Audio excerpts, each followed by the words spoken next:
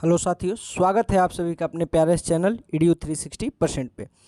चलिए आज हम देखते हैं सिमुलेशन या एनिमेशन कह ले किस चीज़ का, तो पैरेलल कनेक्शन का। तो इस पूरे की पूरी डायग्राम में आपको तीन प्रतिरोध R1, R2 और R3 दिखाई दे रहे हैं। चूँकि इसमें R1 और R2, R3 रखने की हमें वैल्यू हमें R1, R2, R3 ये रखने का ऑप्शंस नहीं दिया था, इसलिए हम R1, R2 और R3 को तीनों को अलग अलग वैल्यू रख दिए हैं। जैसे कि ऊपर वाला जो हमारा रेजिस्टेंस है R1 वह 10 ओम का है, नीचे वाला जो रेजिस्टेंस है R2 वो 20 ओम का है, और जो सबसे नीचे वाला रेजिस्टेंस है R3 वो 30 ओम का है। और यहाँ पे एक V वोल्ट यानी कि 12 वोल्ट की बैटरी लगी हुई है जिसको हम V कह लेंगे, और एक यहाँ पे लगा हुआ है स्विच। अब जैसा कि हम जानते हैं कि पैरेलल कनेक्शन में हमारे करंट का डिवीज़न होता है, और साथ ही साथ यह जानते हैं कि जो रेजिस्टेंस जितना कम होता है उस रेजिस्टेंस में जो करंट की मात्रा उतनी ही अधिक फ्लो होती है। साथ ही साथ हम यह भी जानते हैं कि जो हमारे पैरेलल कनेक्शन होता है, यहाँ पे जिन टर्मिनलों पे रेजिस्टेंस कनेक्टेड होता है A और B, उन टर्मिनलों का जो क्या होगा साथियों, हमारा वोल्टेज होगा वह सेम वोल्टेज होगा जितना वोल्टेज बैटरी का होगा। तो देखिए वहाँ पे अगर हम भी लिखते तो इन दोनों टर्मिनल पे वोल्टेज भी रहता, लेकिन हम 12 वोल्ट की बैटरी लिए हैं तो हमारा इंस्ट्रूमेंट वहाँ पे 12 वोल्ट मेजर करेगा। यानी कि हम यह समझ ले कि देखिए हम जैसे ही स्विच ऑन करते हैं हमारी करंट फ्लो होना स्टार्ट हो जा रही है, जैसा कि आप लोग देख पा रहे हैं। अब देखिए इस करंट, ये जो हम अब एमीटर से यहाँ से करंट निकल रही है तो यहाँ से मेजर करते हैं तो ये देखिए 2.20 एम्पियर, और यह सेम सब तार पे सेम इक्वल दिखाई दे देगा आपको। यहाँ तक हम ले गए और यहाँ पे 2.20 एम्पियर करंट आपको दिखाई दे रहा है। अब देखिए अब आ गई बात कि यहाँ पे बहुत सारे रेजिस्टेंस कनेक्टेड है।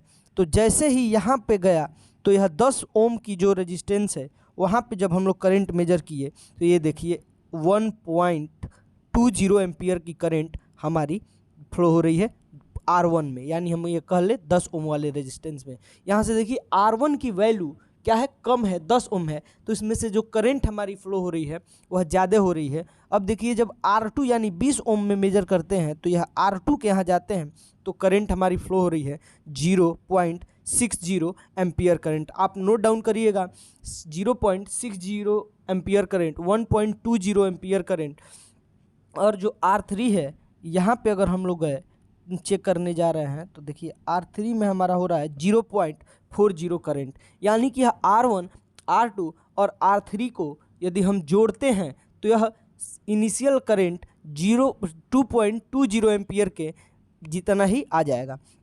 अब हम मेजर करते हैं यहाँ से यहाँ पे, देखिए यहाँ पे मेजर करते हैं कि करंट यहाँ पे कितनी फ्लो हो रही है हमारी।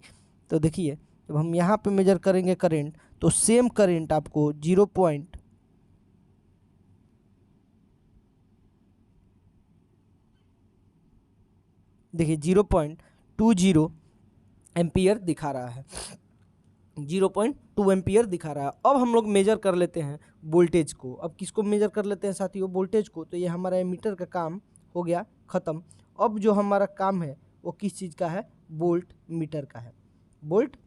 तो देखिए आप सब जानते हैं कि कौन सा V1 है, कौन सा V2 है।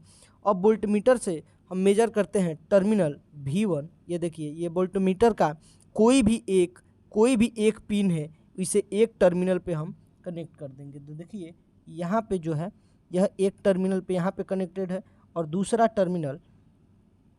टर्मिनल हम इंड B पे कनेक्ट कर देते हैं। यहाँ पे है इंड B, और देखिए यहाँ पे है इंड A। तो यहाँ पे जो हमारा वोल्टेज है, वो कितना दिखा रहा है, 12 वोल्ट, लेकिन माइनस में कहने का मतलब है कि हम यहाँ पे जो पिन दिखा रहा है, पिन जो है इसका, यह उल्टा कनेक्ट कर दिए हैं।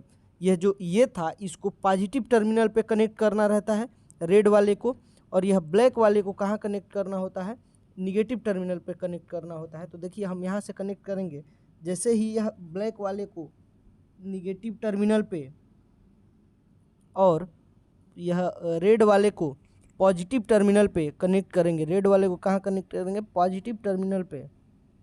तो ये हमारा प्लस 12 वोल्ट दिखाई देने लगेगा। इससे क्या यह प्रूफ होता है? यह प्रूफ ये होता है कि रेजिस्टेंस के क्रॉस वोल्टेज समान होता है, जबकि रेजिस्टेंस के क्रॉस करंट का डिवीजन होता है। किन रेजिस्टेंस के क्रॉस? तो जब हमारे रेजिस्टेंस पैरेलल कनेक्शन में कनेक्टेड होते हैं। चलिए साथियों, मिलते हैं अगले वीडियो में। बहुत बहुत धन्यवाद।